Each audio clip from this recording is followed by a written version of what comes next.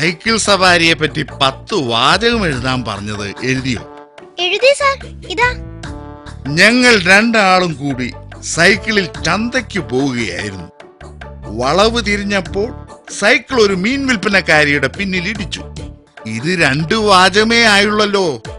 10 വാചകമാ വേണ്ടത്. ബാക്കി വാചകങ്ങൾ ആ സ്ത്രീ പറഞ്ഞതാ. അതിവിടെ എഴുതാൻ പറ്റിയല്ല. വക്കീൽ സാറ് ഇന്ന് വീട്ടിലുണ്ടാവൂലേ? ഉണ്ടാകും. എന്നതാ കാര്യം? കുറച്ച് നിയമം വശങ്ങൾ അറിയാനെ കൊണ്ട് ഒരാൾ വരും. ഫീസൊക്കെ മാന്യമായിട്ട് തരും. ഞാൻ ഇങ്ങളെ കുറിച്ച് ഒത്തിരി പൊക്കി പറഞ്ഞിരിക്കണ്. കാര്യമായിട്ടൊന്ന് കണ്ടോളിൻ. ഈ ഷർട്ടയിൽ കഞ്ഞി മുക്കരുതെന്ന് ഞാൻ പല വട്ടം പറഞ്ഞിട്ടുള്ളതാ.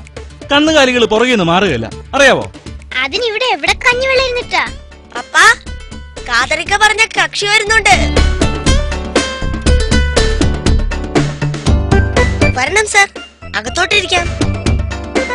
പപ്പ അല്പം തിരക്കില്ല. അല്പനേരം വെയിറ്റ് ചെയ്യൂ, ഉടനെ എത്തും. ബാലകൃഷ്ണപിള്ള സാറല്ലേ? ഇത് ഞാനാ സാറേ, പോത്തൻ വക്കീല്.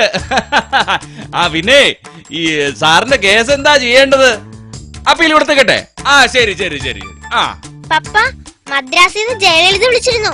ഉടനെ വിളിക്കാൻ പറഞ്ഞു. തിരക്കിനിടയിൽ ഞാനതൊക്കെ മറന്നു.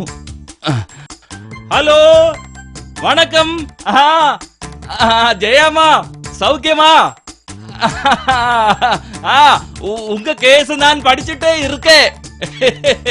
ஆமா, ரொம்ப பிரமாதமா கேஸ். பட் நான் என்ன பண்ணும், இப்போ ഞാൻ கொஞ்சம் பிஸி ஆயிட்டு இருக்கேன். நீங்க நாளைக்கு விளி. ശരി.